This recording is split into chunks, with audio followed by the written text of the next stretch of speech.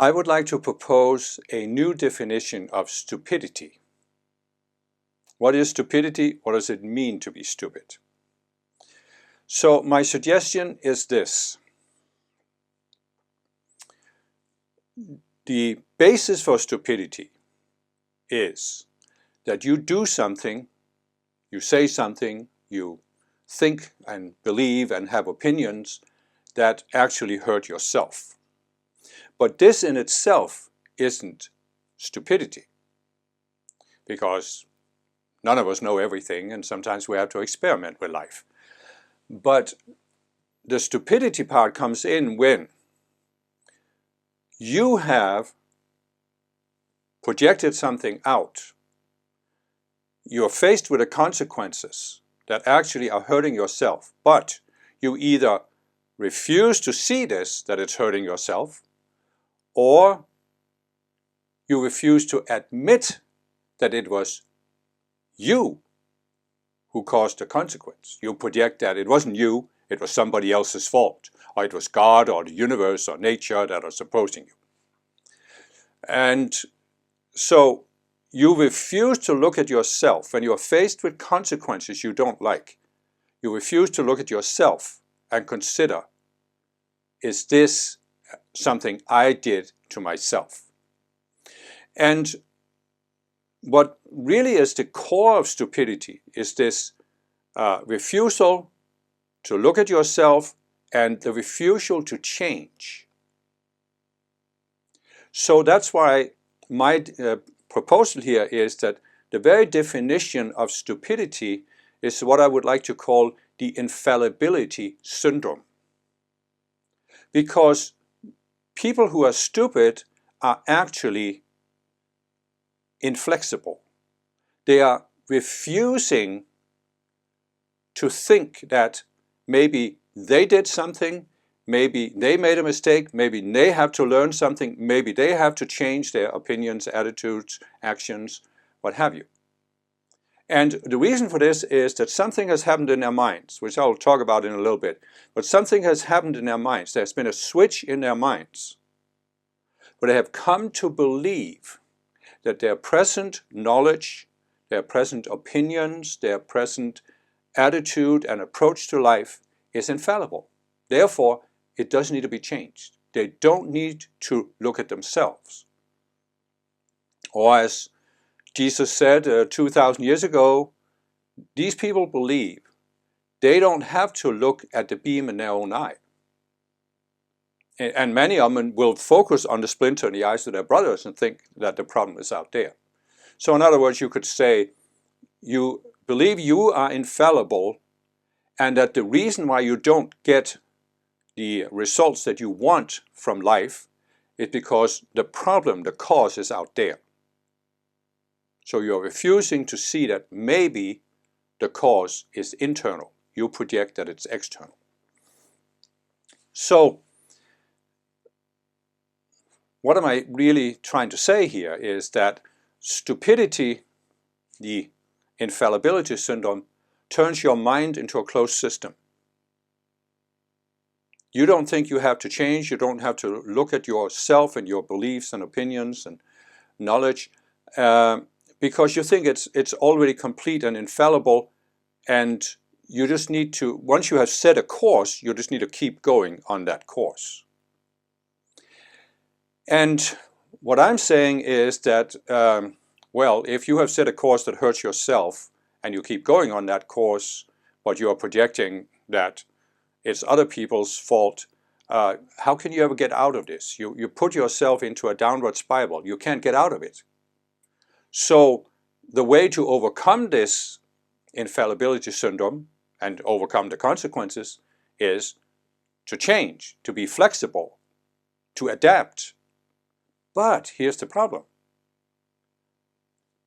Once you have become blinded by this infallibility syndrome, you think that if you change your opinions or your view of life, if you change your attitude and behavior, if you admit that there could be something wrong with you, this is weakness. This is a threat to you. And obviously it is.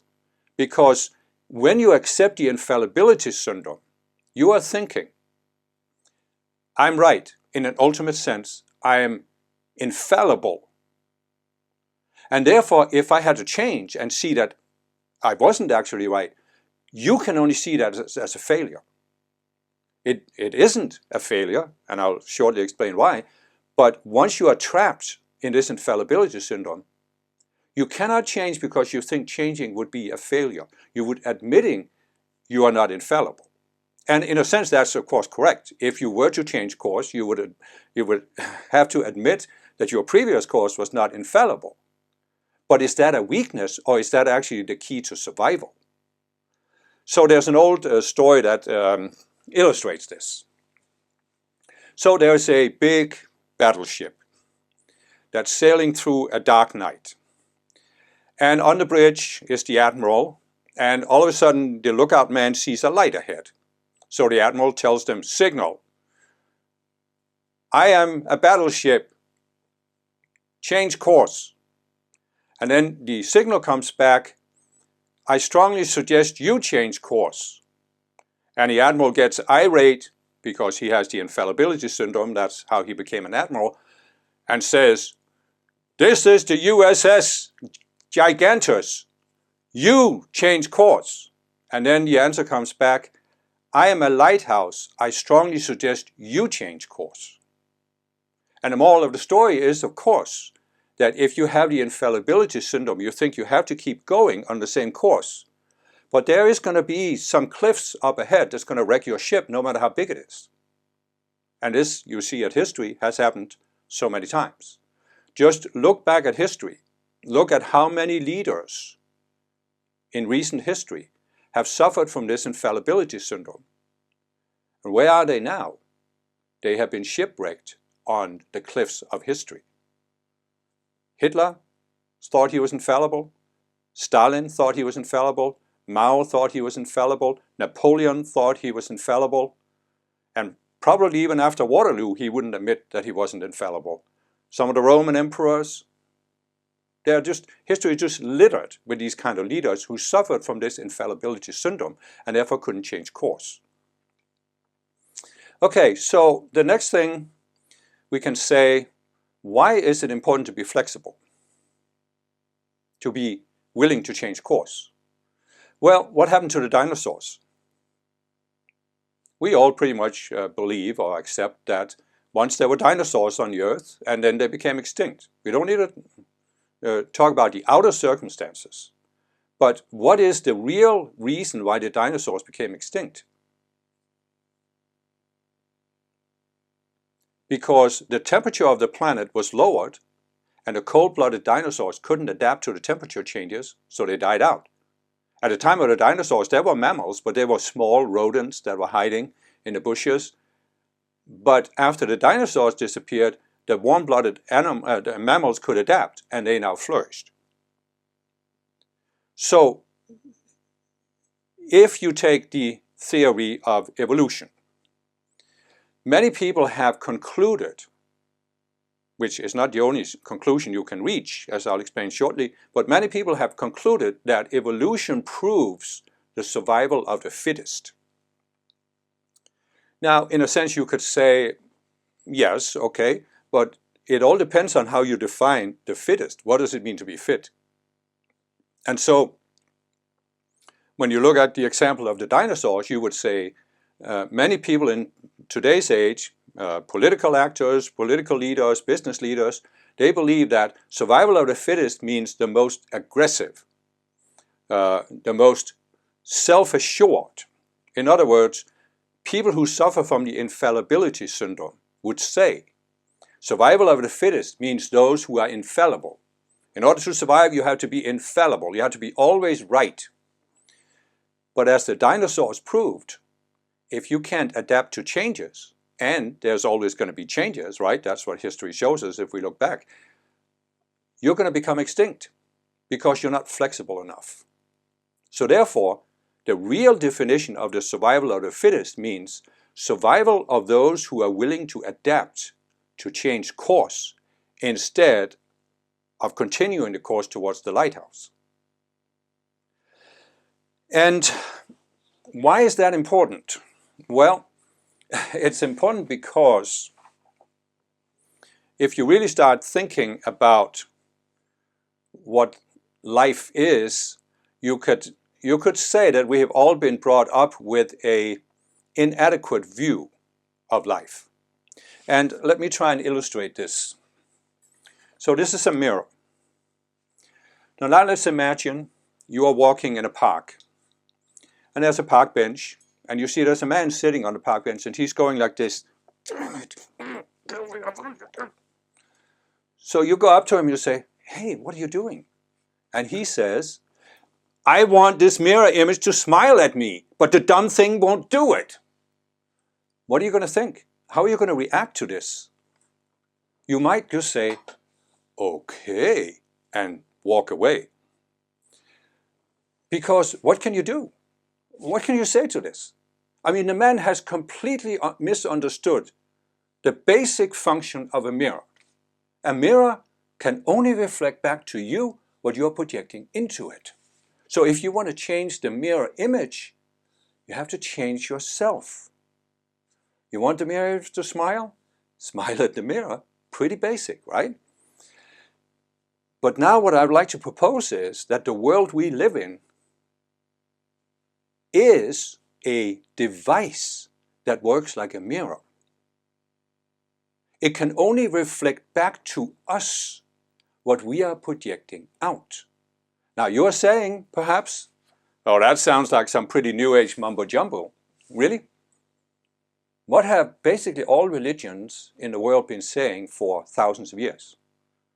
Pretty much every religion has a version of what we, in a Christian culture, call the golden rule. Don't do to others what you don't want them to do to you. If you look a little bit deeper, what's the basis for this golden rule? It is the universe is a mirror. What you do to other people will be reflected back to you by the cosmic mirror. The world is a device for our, what could we call it? Learning by getting feedback. You have something called a biofeedback machine, and the universe is really a cosmic feedback machine. It's meant to teach us something about how our minds work by reflecting back to us what we are projecting out with our minds. And that's why the golden rule. Because the cosmic mirror is going to say, in your case, what does this person want to experience in life? What conditions does this person want to experience? And it is, the cosmic mirror is, if it was conscious, I'm not saying it necessarily is, but if the cosmic mirror was to determine this, what would it do? It would look at, how are you treating other people? If you are seeking to force other people to conform to your opinions, your infallible opinions, the cosmic mirror is going to reason, oh, he wants to experience what it's like to have other people force him. Otherwise, why would he do this to others? It's obvious that to the mirror, that what you do to other people, that's what you want others to do to you. That's what you want the mirror to reflect back to you. So, back to the infallibility syndrome. The infallibility syndrome prevents you from acknowledging the basic principle for how the world works. Namely, what you project out from your mind will come back to you. And this is not some form of God's punishment. This is just the learning environment we are in. Because here's the principle. Our minds are quite powerful. So, right now, your mind is projecting something out. And the purpose of this is, you're projecting an impulse from your mind into the cosmic mirror, and you get a return from the cosmic mirror. And when you experience that return, in an ideal scenario, you will say, okay, do I want more of this? And if so, if this is the case, you just keep projecting out what you're projecting, or you even intensify what you're projecting out. Or you can say, oh, I don't really like this, I want something else. And then if you understand how the feedback machine works, you say, okay, how can I get something else back? Oh yeah, I've got to change what I'm projecting out. So I had to look at my own mind, the contents of my own mind, my opinions, beliefs, attitudes, mental images, and change what I'm projecting out. Then I will get something different back from the universe. But of course, none of us were brought up with this understanding. And in fact, most of us have grown up in cultures that would deny this understanding. And many people have grown up in a religious setting that actually preaches the golden rule, but they have been brought up without this understanding of what the golden rule really means. So, what happens? Well, you can say there are two kinds of approaches to life. One is what we might call an open-minded approach, where even if you're not consciously aware that the universe is a feedback machine, you are willing to look at life and ask yourself, what could I change? How could I change? What could I do better? How could I get something different back? And you're willing to look at yourself, the beam in your own eye, and change what you're projecting out. So this is the one attitude, an open-minded, where you're willing to look at yourself, basically. That's the real key. Are you looking for the cause of your current conditions inside your mind? Then you can do something about it, because you can do something about your state of mind. The other approach to life is the infallibility syndrome, where you are refusing to look at yourself. You are refusing to acknowledge that there's a causal link between what you're projecting out and what's coming back. And I understand it's very tempting to go into this syndrome, because in many cases what comes back to us from the cosmic mirror comes back through other people. And therefore it's very tempting to think, well, it's not my problem that he's doing this to me, it's his problem, and he's the one who needs to change. And if he won't change voluntarily, he needs to be forced. But as I said, if you are forcing other people, you're really saying to the cosmic mirror, I want to experience what it's like to have other people try to force me. And that's why you see, when you look at the world, you see many groups of people who for thousands of years have been fighting each other. Way back when, one group of people did something to a member from the other group. And then, because they were in the infallibility syndrome, they thought, well, the only way back is, as the Old Testament says, an eye for an eye and a tooth for a tooth. So they fought back. And now the others felt, oh, they shouldn't have done this, because they refused to see that it was their actions that caused the other people to react. They shouldn't have done this, so now they take revenge, and this has been going on for thousands of years. What's the way out? Well, the Buddha, Jesus, other spiritual teachers have been trying to show us the way out. Jesus said, turn the other cheek. Love your enemies. Do good to those that hate you. How can you do that? How can you turn the other cheek? Well, you have to look at the beam in your own eye. You have to overcome the infallibility syndrome that makes you think that if another person hits you on the cheek, it's their fault. It has nothing to do with your attitude. And therefore, you need to hit back. But then he hits back and you hit back, and it just keeps going indefinitely. So if you want to break that cycle of revenge for revenge for revenge, turn the other cheek. But in order to do that, you have to look at your own mind and realize that what causes you to go into this eye for an eye attitude is the infallibility syndrome. Because it makes you think that you don't have to change yourself. You don't have to look at the beam in your own eye. Now, maybe that your brother also has a beam in his eye. But how is it going to help you to change the beam in your brother's eye if you still have the beam in your eye? As Jesus said, first pull out the beam in your own eye. Then you will see how to pull out the splinter in your brother's eye. But when you are trapped in the infallibility syndrome, that is what you refuse to do. You refuse to look at yourself first. You keep projecting that the problem is out there. And this is the essence of stupidity. So where does this come from? Where does this reaction come from? The eye for an eye. It comes from what many psychologists today, spiritual teachers, self-help teachers are calling the ego. And the ego, as it's defined there, is an element in your subconscious mind that makes you focused on yourself. And that makes you look out, project out instead of looking in. You could say that the ego, we don't need to go too much into the psychology of it, but the essence of the ego is that it cannot ever admit, I'm wrong, I'm the problem, I'm the one who needs to change. So when people are blinded by their egos, they also will think, oh, the problem could not possibly be in here. The problem is out there. And therefore you are trapped because now you think you have to change something out there, which means you have to force other people. But what are those people? They are also trapped by their egos. They are projecting that the problem is outside of them, meaning if you try to force them, they are not going to change. They are going to say, oh, you're the problem. You're the one who has to change. And therefore, eye for an eye, tooth for a tooth, indefinitely.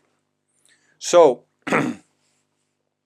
the key here is to realize that the ego is actually, it has an existential insecurity. And this means it's mortally afraid of being wrong. It actually thinks that the only way to survive is to never be wrong, meaning it's always infallible. It's always right. And once it's plotted a course, it has to keep going. And eventually, if it keeps going long enough, it will be proven right. So the ego is inflexible, unable to change, unable to adapt, unable to look at consequences and say, oh, I don't want any more of this, so I have to change what I'm projecting into the cosmic mirror. The ego cannot fathom this. And that's why you see people, and I don't take care of what I'm trying to say here. I'm not trying to say that stupidity is some permanent condition. I don't have the view that you can look at humanity and you can say, oh yeah, these people are stupid. They were born stupid and they are going to be stupid their whole lives and there's nothing you can do about it. No. People have, for various reasons, at some point in their lives, they have shifted into this infallibility syndrome. They may have had this from very early childhood, but anyway. But the thing is, people can switch out of it. The question is, what is it going to take for people to switch out of this infallibility syndrome? Now, I used to think when I was a child and young, and even as an adult, I used to think for many years that it must be possible to reason with these people.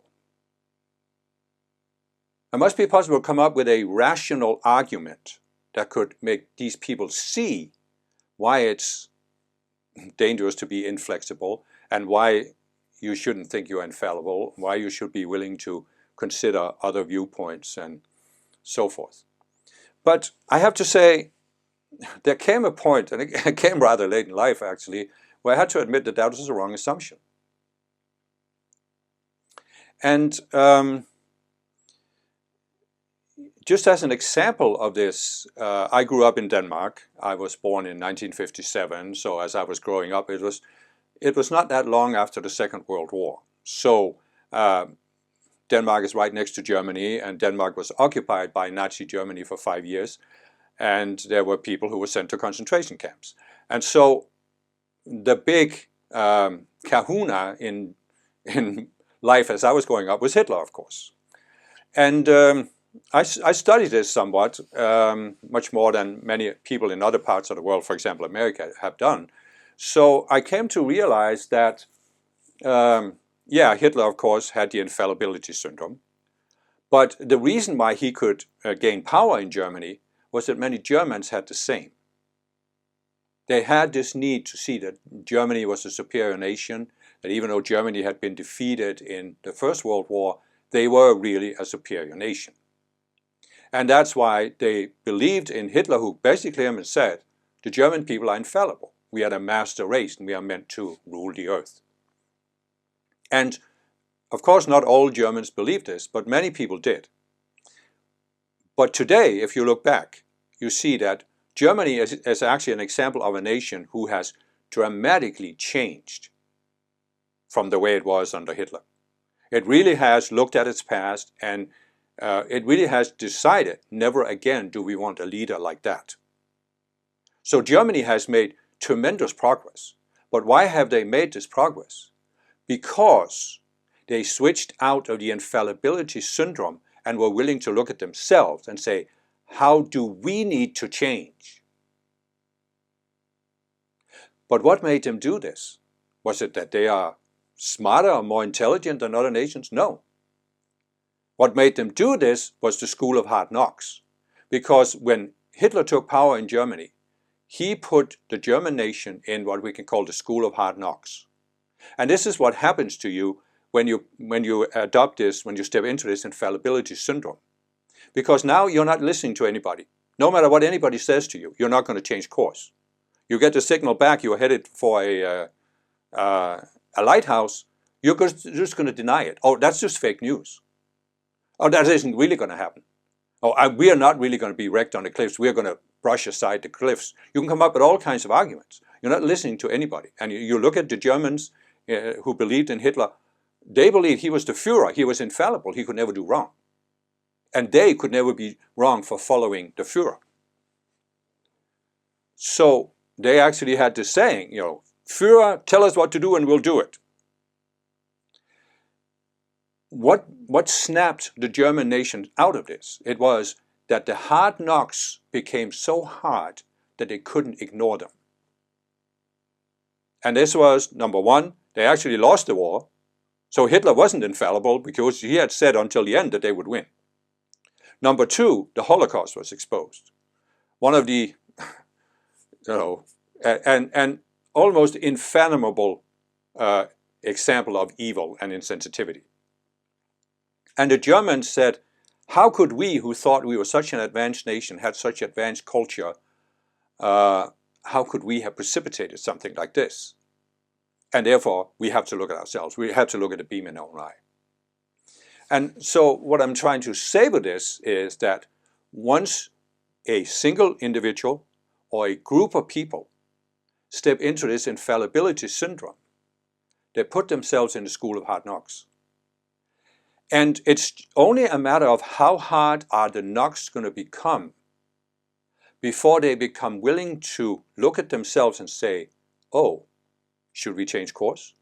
Did we perhaps make a mistake? Or did our experiment not really turn out the way we wanted it? So we need to change. In other words, we need to look at ourselves. We need to change something in ourselves. But the thing is, does it have to be hard knocks?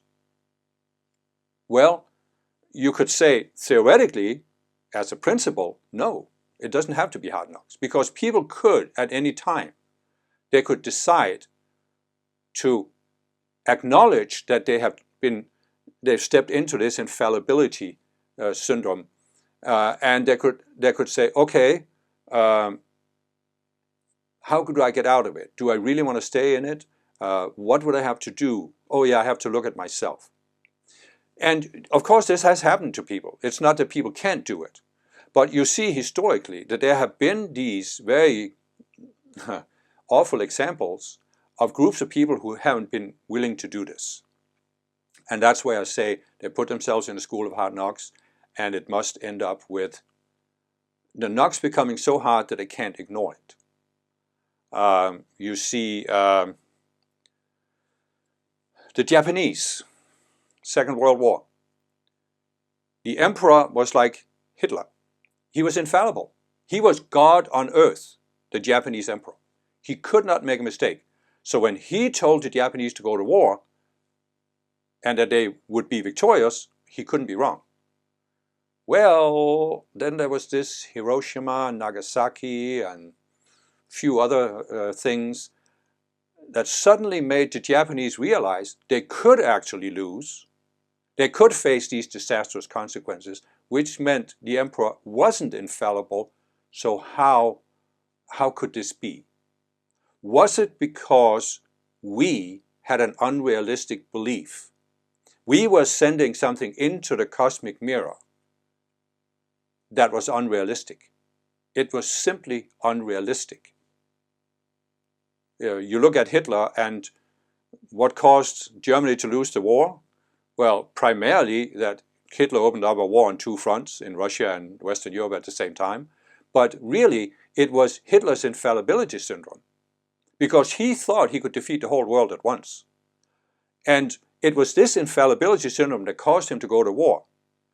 But by the very fact that he made the decision to go to war based on the infallibility syndrome, his defeat was guaranteed from the beginning. The same thing with the Japanese. Now you have Russia. Stalin was looked up as almost like a god on earth. He was the father of the nation. He was infallible.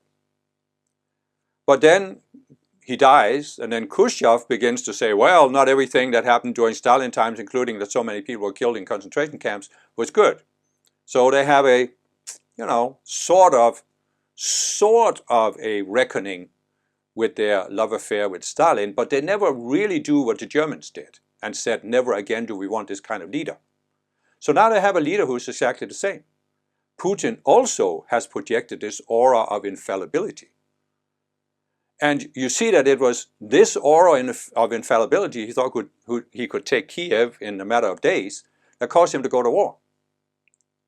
And so the only question now is, the question really is, the Russians haven't done the self-observation, the soul-searching that the Germans did after the Second World War.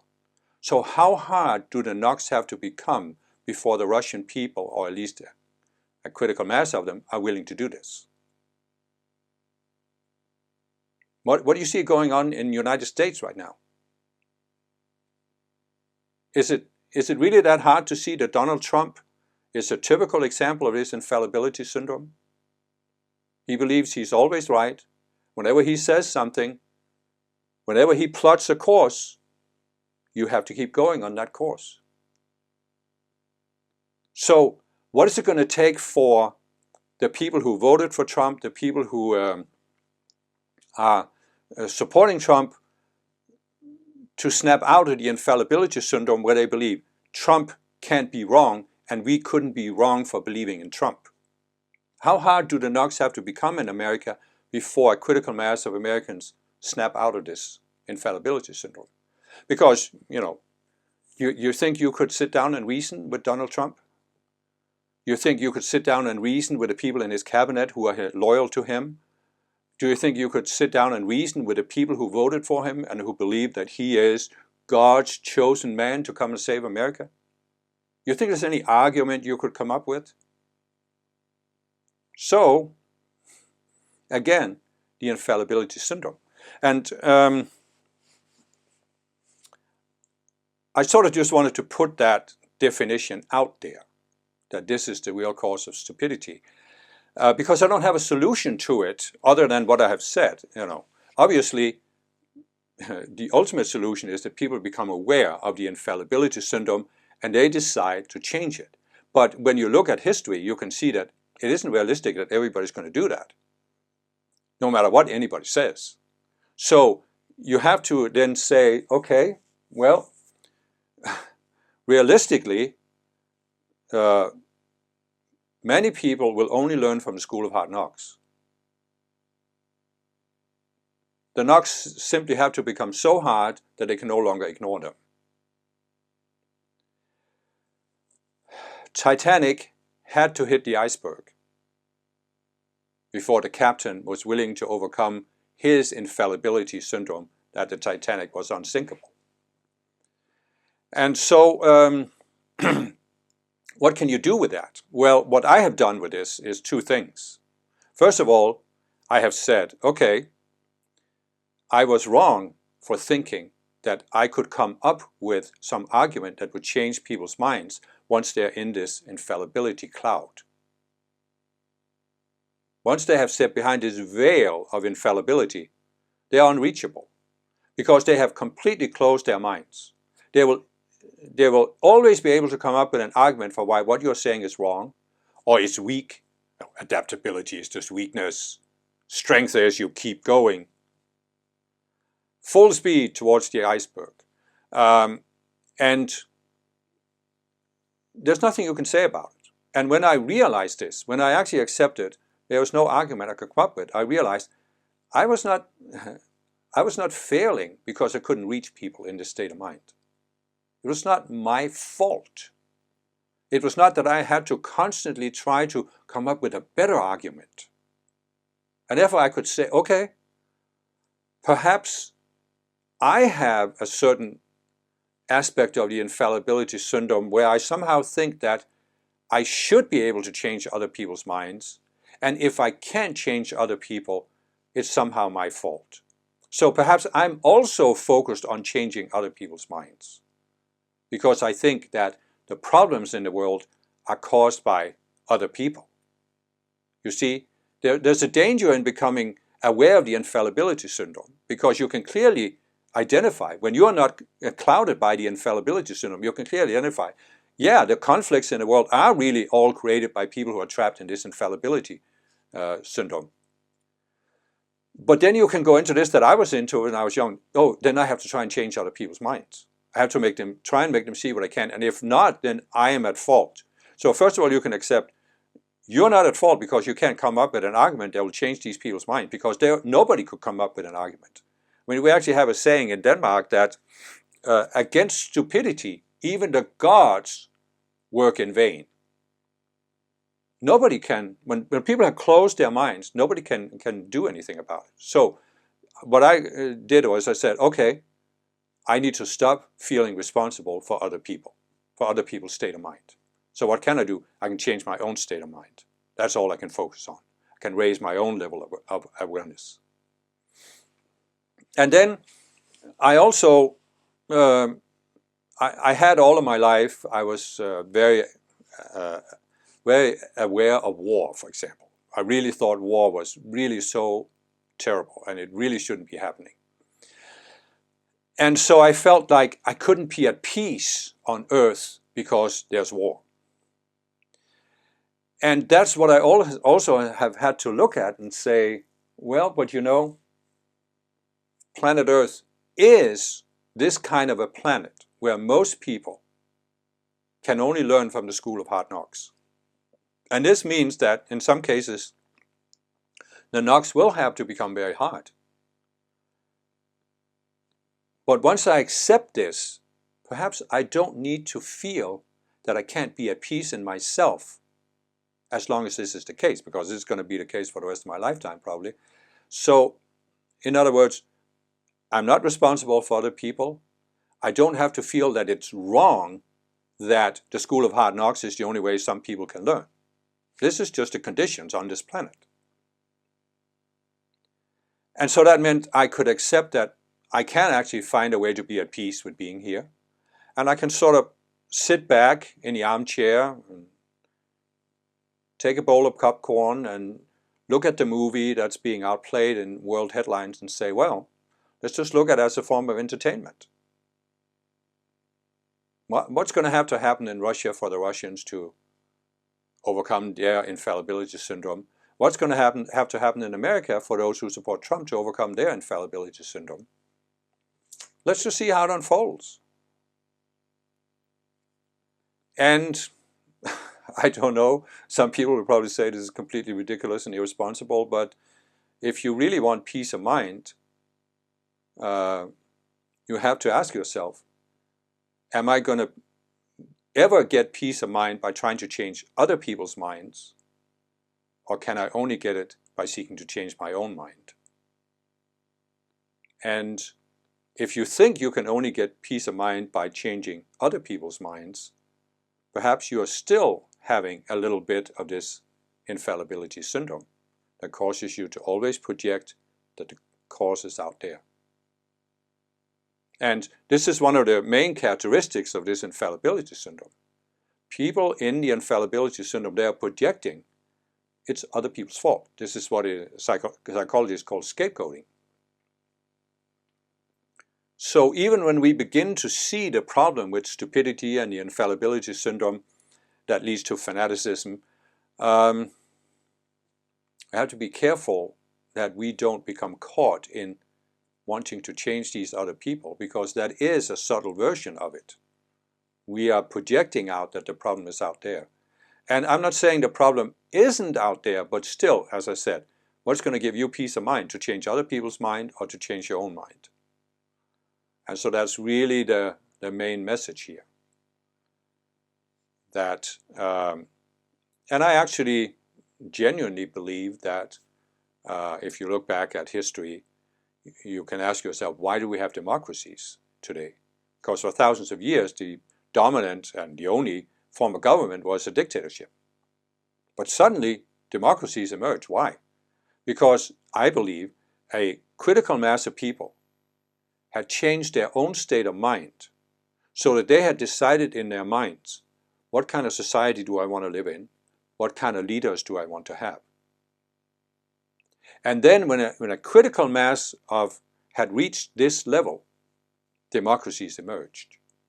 I also believe that what you're seeing right now is this last gasp of dictatorships to try to prevent the spread of democracy.